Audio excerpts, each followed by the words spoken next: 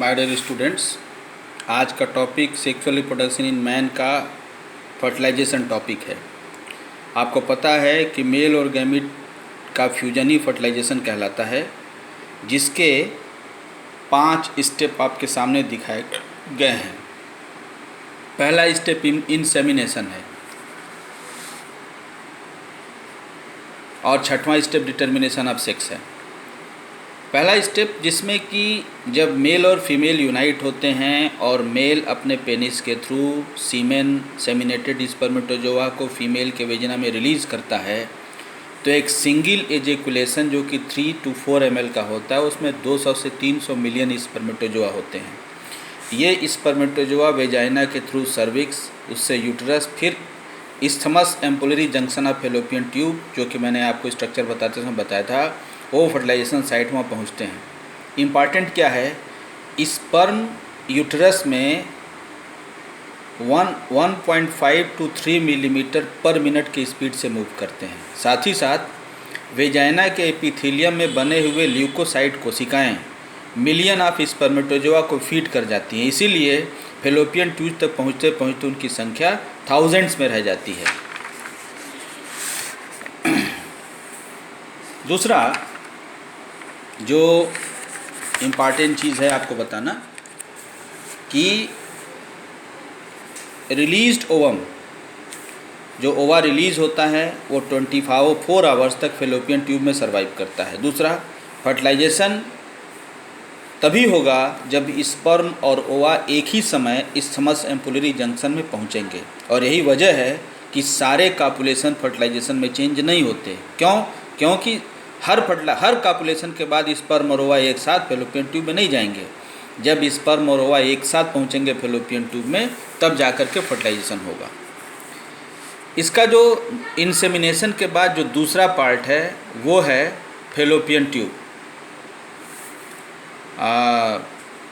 एक बात और बहुत इम्पॉर्टेंट आपको बताना है कि जो ये पहुंचा है, जो इम्पॉर्टेंट चीज़ें मैंने बताया, आपकी ल्यूकोसाइट कोशिकाएं फीड कर जाती हैं, उसी से रिलेटेड फाइम्ब्रा का काम होता है। जो फैलोपियन ट्यूब का फाइम्ब्रा होता है वो फैलोपियन ट्यूब से सेकेंडरी oocyte को कलेक्ट करता है और कलेक्ट करके एम्पुलरी इस्थमस जंक्शन पे भेजता है।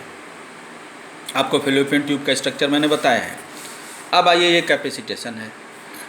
ये the secretion of female genital tract make sperm capable of fertilising the ovum. जो फीमेल जेनिटल ट्रैक्ट का सिक्रीशन होता है वो स्पर्म को कैपेबल बनाता है। स्पर्म जो रिलीज होता है वो कोटेड स्पर्म होता है, तो स्पर्म के ऊपर कोट को रिमूव करना ये इम्पॉर्टेंट होता है।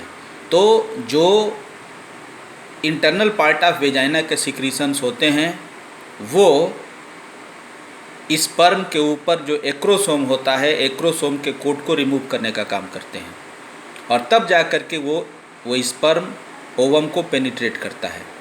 अब मिलियंस ऑफ स्पर्मेटोजोआ रिलीज होते हैं, उसमें से कोई एक स्पर्मेटोजोआ कैपेबल होता है ओवा को फर्टिलाइज करने के लिए, ओवा में पेनिट्रेट करने के लिए।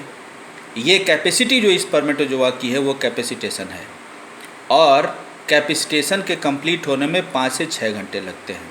एक क्वेश्चन है कि सेकेंडरी oocyte ओवा में कब चेंज होता है। तो सेकेंडरी oocyte ओवा में तब चेंज होता है जब secondary oocyte isthmus ampullary junction में पहुंचता है और वहां पर स्पर्म आकर के उसको पेनिट्रेट करता है।